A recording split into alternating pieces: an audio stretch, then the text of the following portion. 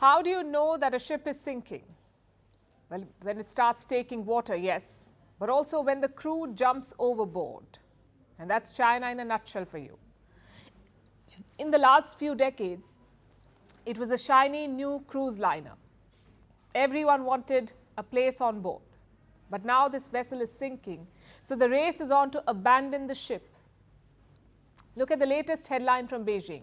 Chinese investors rush abroad. Why? Because they're losing confidence in the domestic market. We have numbers too. Imagine you're a big investor in China, maybe a mutual fund or bank or insurance company. You can't randomly buy assets abroad. There is a channel that you must use. It's called the QDII, the Qualified Domestic Institutional Investor Program, QDII.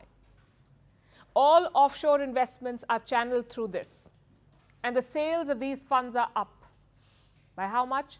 50% compared to last year. At the same time, investments in Chinese mutual funds are down by almost 35%. Let me simplify that for you. There's a 50% rise in Chinese money going abroad. There's also a 35% drop in money going into Chinese equity markets. The question is why? Because Chinese assets are not giving returns. Look at their currency, yuan. Last year, $1 was equal to 6.9 yuan. Now it's 7.2 yuan. That's almost 4% down in 1 year. Chinese stocks are a similar story, almost 2.6% down in 6 months. And finally, you have Chinese treasury bonds. The 30-year ones are giving record low returns, just 2.4%. Compare that to US treasury bonds. They're giving almost 4.3% returns. So put yourself in the shoes of a Chinese investor.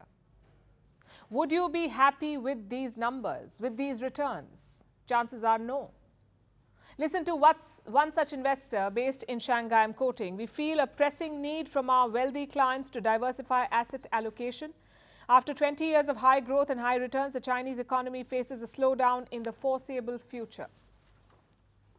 This is the sentiment. This is the trend. What is China doing about it? They do have some controls here because the foreign investment scheme has a cap. There is a limit on how much money can be parked abroad.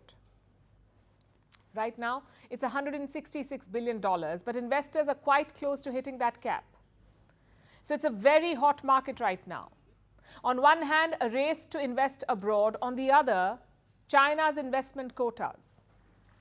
It's like an unstoppable force meeting an immovable object, a scary prospect. The root cause here is China's economy. It's a shadow of its former self. The Chinese economy opened up back in 1978. Since then, their average GDP growth was 9%. In some years, it hit 13%. But look at the latest numbers. China grew by just 5.3% in 2023. For this year, the projection is again 5%. Even that is being questioned by experts. So much so that Chinese officials are having to defend it. This goal aligns with the annual requirements of the 14th five-year plan and is fundamentally matched with the potential for economic growth, representing a positive and achievable target with concerted effort.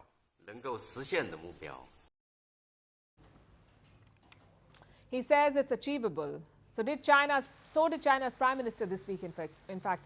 He promised to transform China's economy. But investors are not convinced. We showed you how Chinese investors are taking money out. So can you imagine what foreign investors are doing? They're staying away.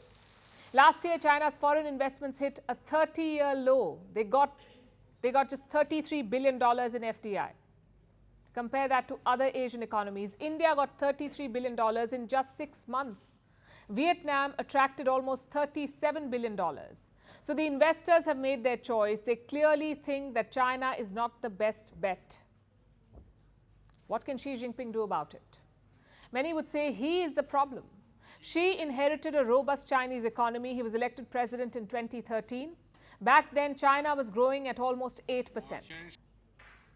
But look at his decisions since then. He picked fights with neighbors. He tried to expand into the South China Sea, splurged on the Belt and Road project, took on the United States, covered up a deadly pandemic, smothered Hong Kong's global appeal. and then implemented a disastrous zero COVID policy. Add to that China's systemic problems, like an aging population, the lack of freedoms, and of course the one-party rule. It makes you wonder, is China's time up? Did Xi Jinping reveal his intentions too early?